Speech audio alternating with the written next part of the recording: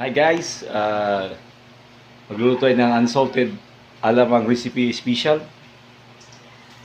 Ito po yung ating mga ingredients. Original alamang special unsalted. Yeah.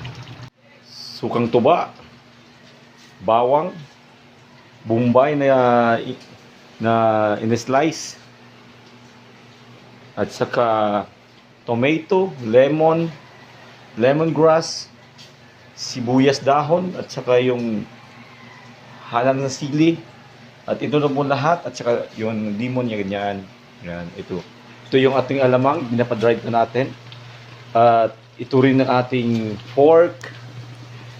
Pinakupusan natin kasi yung kuwan niya, yung laman at saka yung mantika niya yung gagamitin natin sa paggisa ng ating lamas. Okay? That's it. Ito po yung ating alamang special unsalted version. Original alamang special unsalted. Yeah.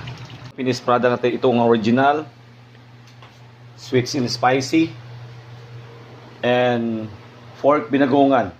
Ito na pong finished product natin, guys. Thank you so much for watching, and like and follow, share. Babu. See you next vlog.